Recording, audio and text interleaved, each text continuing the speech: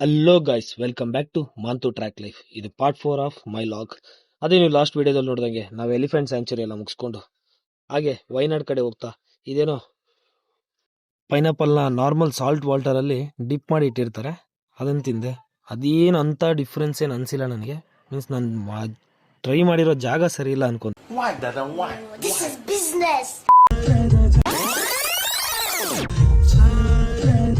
ಕೇಳೋರ್ಗೆ ಅದ್ರ ಟೆಕ್ನಿಕಲಿ ತುಂಬಾ ಟಫ್ನೆಸ್ ಗೊತ್ತಾಗ್ತಿದೆ. ತೆಗಿರಲ್ಲ ನಿಮ್ಗೆ ಗೊತ್ತಾಗಲ್ಲ ಕಣ್ರಲ್ಲ ಗುಂಡಿ ಕೊಟ್ಟಾಗ ನೀವು ವಿಡಿಯೋ ಮಾತ್ರ ನಮ್ಮ ಮಮ್ಮಿ ಬೈಲತ್ತಾರ ಮತ್ತೆ ನೋಡ್ರಿ ನಮ್ಮ ಮಮ್ಮಿಗೆ ಹೇಳ್ತೀನಿ ನೋಡ್ರಿ.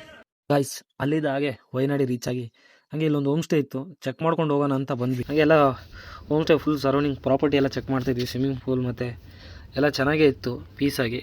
ಇಡೀ ಹೋಮ್ ಸ್ಟೇನ ನಮಗೆ ಬಿಟ್ಕೊಡ್ತೀನಿ ಅಂತಂದ್ರು ಇವರು. ಬೇರೆ ಗೆಸ್ಟ್ನ ಅಲೋ ಮಾಡಲ್ಲ ಅಂತ ಹೇಳ್ತಾಯಿದ್ರು. ಅದಕ್ಕೋಸ್ಕರ ಪ್ರೈಸ್ ಸ್ವಲ್ಪ ಜಾಸ್ತಿ ಹೇಳಿದ್ದಕ್ಕೆ ನೆಗೋಷಿಯೇಟ್ ಮಾಡ್ತಾಯಿದ್ವಿ. ಹಾಗೆ ಒಂದು ನೋಡಿ ಮಾತು ಹೇಳ್ತೀನಿ, ಹೇಳಿಸ್ಕೊ. ಯಾವುದ್ರಲ್ಲಿ ಬಡತನ ಇದ್ರು ನಿದ್ರೆಯಲ್ಲಿ ಮಾತ್ರ ಬಡತನ ಇರಬಾರ್ದು.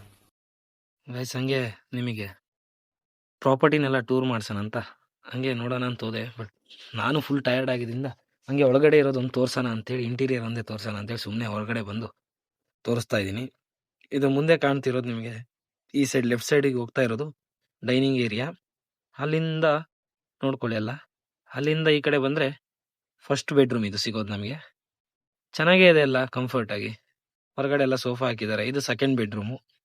ನಾವಿರೋದು 5 ಜನ ಆದರೂ ಇರಲಿ ಅಂತೇಳಿ ಇದು ಮಾಡಿದ್ವಿ. ಈ ಕಡೆ ಒಂದು ಸಿಟ್ಟಿಂಗ್ ಇದೆ ಹತ್ರ.